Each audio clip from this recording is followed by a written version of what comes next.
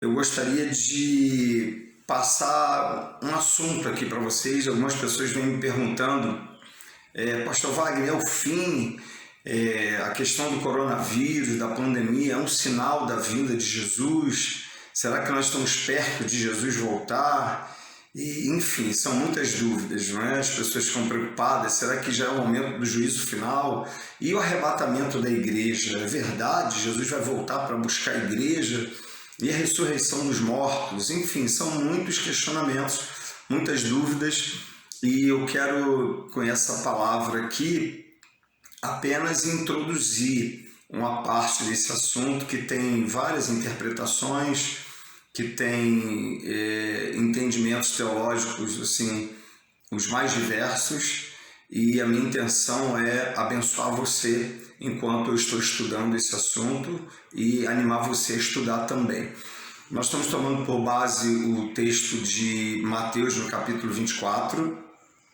Eu quero ler esse texto com você e gostaria que você, com calma, pausadamente, posteriormente, você abrisse a sua Bíblia e você também buscasse compreender o que Deus quer falar conosco nesses dias através desse texto. Também quero lembrar uma coisa muito interessante, que eu acredito que é a base de tudo. As pessoas perguntam ainda sobre essa história de Jesus vai voltar, será que isso é verdade? Nós lamentamos profundamente que muitas pessoas que estejam frequentando as igrejas hoje, elas ignoram o estudo da Bíblia, consequentemente elas têm muita dificuldade em se relacionar com Jesus de uma maneira viva, de uma maneira pessoal. Então, elas têm dúvidas sobre vida após a morte, sobre essa questão, sobre a volta de Jesus Cristo à Terra. Então, a primeira coisa que eu gostaria de frisar bem, e eu fiz algumas anotações aqui, é em relação à sua fé quanto a isso, né? Primeira coisa importante a destacar é que eu e você precisamos crer no que a Bíblia diz. Se a Bíblia diz que Jesus Cristo vai voltar e a Bíblia é para nós a nossa autoridade de fé absoluta, nós cremos na Bíblia como uma revelação clara de Deus para nós e acreditamos que uma vez o Espírito Santo habitando em nós, nós temos discernimento, nós conseguimos entender a Bíblia com coerência, sem incredulidade, sem fanatismos, sem extremos e sem inseguranças. Então é muito importante que você tenha isso bem definido no seu coração. Você entregou sua vida a Jesus Cristo como Senhor e Salvador absoluto. Ponto.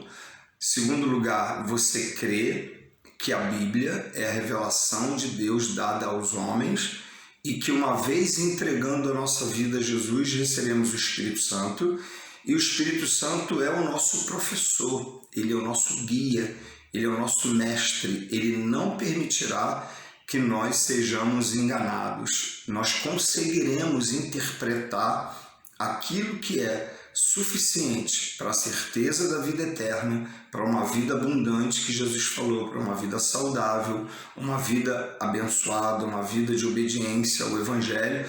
Nós teremos capacitação dada por esse Espírito Santo para viver essa vida diariamente. Isso é muito importante, porque algumas pessoas nem mesmo acreditam, nem mesmo sabem sobre essas informações da Bíblia. Então a fé delas é uma fé muitas vezes mutilada, é uma fé incompleta. Então vamos lá, vamos ler aqui um texto e vamos tentar entender um pouquinho sobre o que Jesus estava falando. As pessoas estão assustadas, o coronavírus, a pandemia mundial, Jesus está voltando, esse é um sinal da vinda de Jesus. Muito embora vários acontecimentos no dia a dia da sociedade, eles apontem para a Bíblia, ou a Bíblia aponta para eles, sinalizando que esses fatos, essas ocorrências também têm a ver com o futuro, têm a ver com o que a Bíblia já predizia. Na realidade, no meu entendimento, a questão do coronavírus, da pandemia mundial, é um fato como outras pestes, outras pandemias, outros acontecimentos que a humanidade já viveu, já experimentou e que estão dentro de um contexto geral de como a humanidade vai estar caminhando para o tempo do fim. Não necessariamente dentro daquilo que Jesus disse em Mateus 24. Então vamos à leitura bíblica, Mateus capítulo 24. Tendo Jesus saído do templo, ia se retirando, quando se aproximaram dele os seus discípulos para lhe mostrar as construções do templo. Ele, porém, lhes disse: não vedes tudo isto? Em verdade eu vos digo que não ficará pedra sobre pedra que não seja derribada. No Monte das Oliveiras achava-se Jesus assentado, quando se aproximaram dele os discípulos em particular e lhe pediram: dize-nos quando sucederão estas coisas e que sinal haverá da tua vinda e da consumação do século. E ele lhes respondeu: vede que ninguém vos engane, porque verão muitos em meu nome dizendo: eu sou o Cristo, e enganarão a muitos. E certamente ouvireis falar de guerras e rumores de guerras. Vede, não vos assusteis, porque é necessário assim acontecer, mas ainda não é o fim.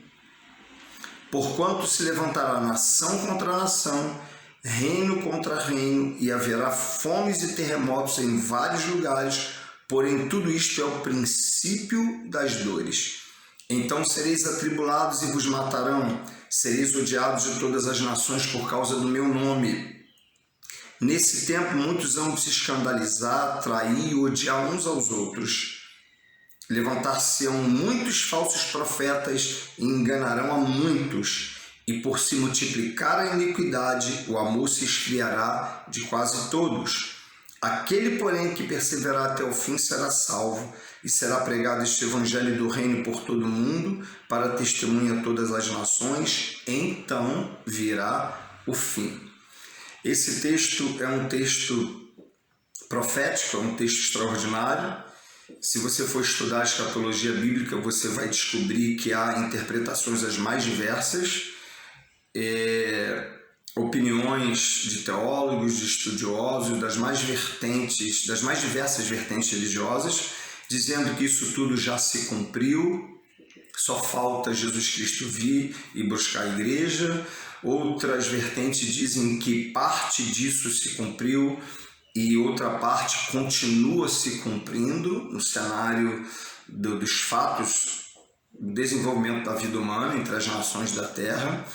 Mas, enfim, eu não quero aqui fazer um julgamento sobre essa, outra ou aquela interpretação teológica, mas quero estudar com você. E Jesus está dizendo que, na verdade, quando estivesse perto da vinda dele, um dos sinais que estariam acontecendo para a consumação dos séculos é que se manifestaria um espírito de engano muito grande. Ele está dizendo aqui: vede que ninguém vos engane, porque muitos virão em meu nome dizendo: eu sou o Cristo, enganarão a muitos. Nós estamos observando esses dias como, desde os dias de Jesus até os nossos dias, a humanidade vem sendo assolada por todo tipo de manifestação em nome da verdade e que vamos descobrindo logo na sequência que aquela manifestação não é a verdade. Jesus disse que quando estivesse bem perto da sua vinda, nós veríamos uma proliferação de todo tipo de manifestação de engano.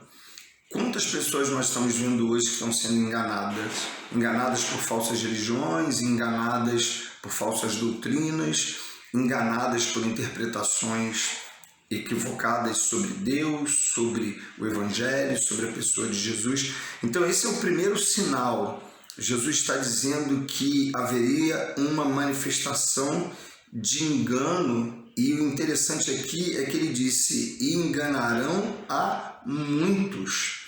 Então essa deve ser a nossa preocupação e a nossa maior atenção, é não sermos enganados pelas falsas notícias, pelas falsas interpretações, pelos rumores, pelas más notícias, pelas circunstâncias, pelas coisas que acontecem, pelas pessoas que aparecem se intitulando ter uma revelação, ter uma interpretação absoluta. Você abre as redes sociais, as mídias sociais, e você vai encontrar um sem número de pessoas afirmando 1001 interpretações sobre o fim de todas as coisas. E muitas pessoas estão sendo enganadas, ludibriadas, porque falta-lhes a coerência de olhar para a Bíblia, para o que Jesus disse. Jesus não nos deixaria jamais enganados. Ele disse que enviaria o Consolador, e o Consolador, o Espírito Santo, nos ensinaria todas as coisas e nos guiaria na verdade. Então, o primeiro sinal é o sinal do engano, muita gente sendo enganada. Um outro sinal, Jesus está dizendo que certamente nós ouviríamos e ouviremos falar de guerras e rumores de guerras. Então, muito embora, desde que o mundo é mundo, nós não só ouvimos rumores, não só ouvimos falar, mas nós tomamos conhecimento que, de fato, centenas e centenas de guerras aconteceram ao longo da história. Isso que Jesus está se referindo aqui não é esse tipo de guerra que a gente ouviu e falar durante a história e que nós, muitas vezes, acompanhamos no dia a dia dos tempos modernos. Esse ouvir falar de guerra e rumor de guerra que Jesus está se referindo são esses rumores e ouvir falar de guerra no tempo que se aproximasse da sua vinda. Não está falando de guerra propriamente dita, mas ele está falando de ouvir falar de guerra e de rumores de guerra.